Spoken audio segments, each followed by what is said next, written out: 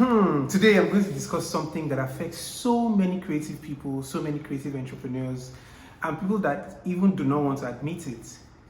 Imposter syndrome. I have my personal stories, right? And I'm sure some of you are nodding your head while you're watching this video and saying, this is something I've had to deal with in the past. And some of you might be dealing with it and don't even know it is imposter syndrome. So what exactly is imposter syndrome? For me, my definition is that feeling of inadequacy, even when you merit a position. That's basically it. The feeling of being like a fraud, of inadequacy, even when everybody says that, oh, you're smart, oh, you're brilliant, oh, you deserve to be in this place, but in your mind you're like, but I'm not smart as Mr. B. Or you're like, oh my God, I'm going to be found out, I'm a fraud. And unfortunately, that feeling actually limits a lot of people. So you see people that get into positions that you expect them to excel in, and they begin to decline, and they begin to not show their potential because deep inside, they're already limiting themselves. And I tell a lot of entrepreneurs, I tell people that a lot of things that happen in your life and how you manage the circumstances that you find yourself in is about the mind. How you see situations and how you manage it, how you deal with it, perspective. And so I said I felt this imposter syndrome for quite a while.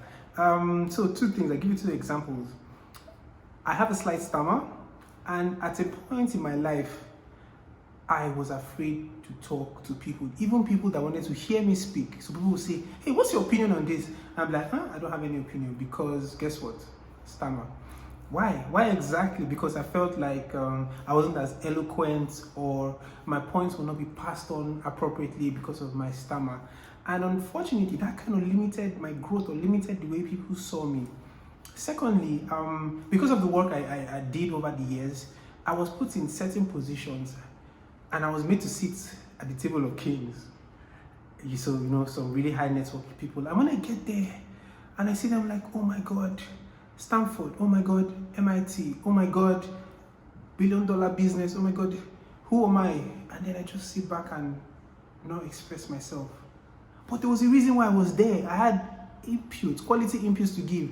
If you watch my last video that I did, I talked about how everybody must have an opinion.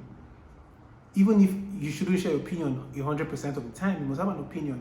And unfortunately, I wasn't having opinions. I was not giving people unique perspective on things from my own lens because I was feeling like a fraud. I was feeling like I didn't deserve to be where I was.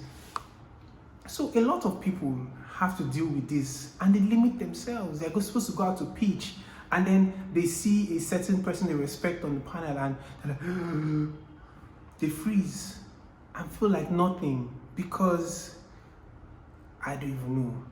Even when their businesses show that they're really smart, even when their certificates show that they're really smart, they put in the work, even when they have results in the past to show for it, but they freeze and recline or run back into their shell because they're feeling like imposters. So I put down a couple of people, a couple of,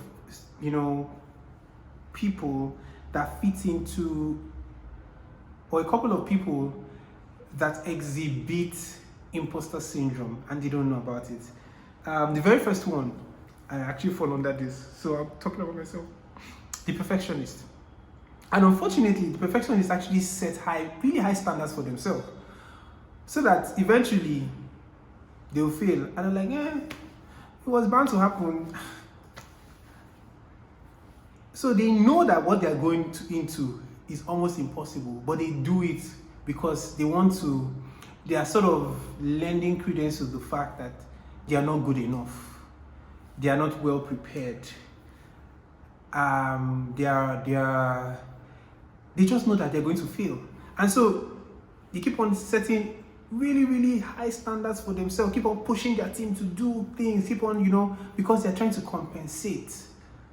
They're trying to, compensate for their inadequacies. They're trying to not feel as they are nothing or they are not frauds. If you're one of those kind of people, and like I said, I used to fall into that bracket, change your ways. The second people will be the soloist. Because they feel they're not good enough, because they feel like frauds, they do not like to collaborate with anybody, because they feel like once they collaborate with people, people will find out that they're not good enough or they're not smart, right? So they like to do things on their own. They stay away from people. They are very anti-collaboration. They're very abrasive. And unfortunately, in life, you cannot really succeed long-term being a soloist. You need people around you. The third people, we have a lot of people on social media like this. The experts, they think they know. And truthfully, they really do know. They because they don't want to feel inadequate, because they don't feel like frauds, they study hard, they read, they know all the buzzwords, all the jargon. You know, when they are talking, they are giving you all the words that even you have to open Google to understand. Unfortunately, they do this because they are afraid of being exposed as inadequate, as human beings, as people that can make mistakes. The third? I don't even know.